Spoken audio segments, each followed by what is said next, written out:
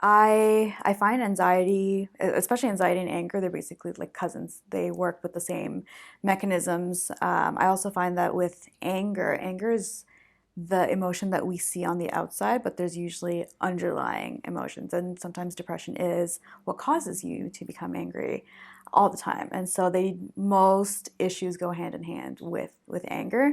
And so if you are feeling something and then on top of that you are also angry, if you're coming to see me for anger, it's probably because you're coming to see me for something else at the same time.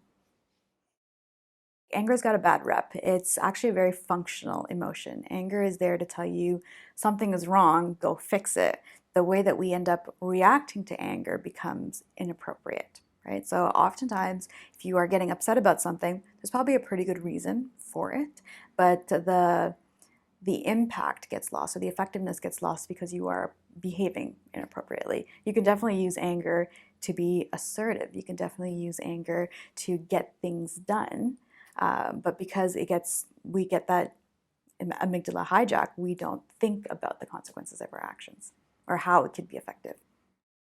So you can define anger as irritation, frustration, blind rage, and everything in between. So it really depends on how often you're getting angry, how frequently or how long you're getting angry, and how intense that anger is.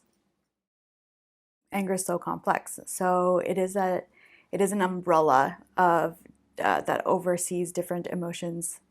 It could also be jealousy, right?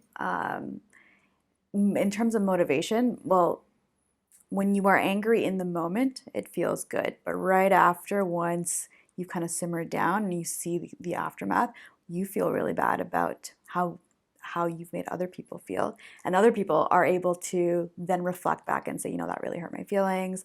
We can't keep doing this anymore. It's just not making us happy, right? So there are definitely external motivators, but also internal as well.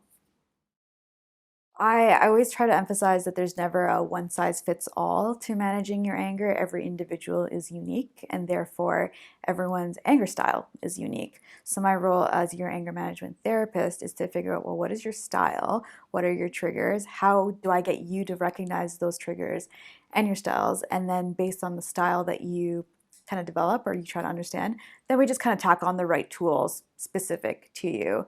I found that in my experience, every time I would just tell someone like, oh, like just breathe deeply, I would always get blank stares like, oh, like that's supposed to fix everything.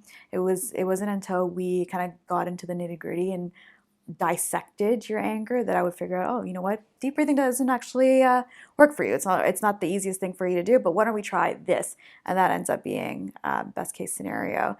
I'll always remember this one individual where he would just tell me his ears just got really hot, and that was his cue. So that's all it took. If his ears got hot, he just knew, let me just walk away. And he did not have an anger outburst, at least in the time that he was seeing me, just because he figured out my ears get hot.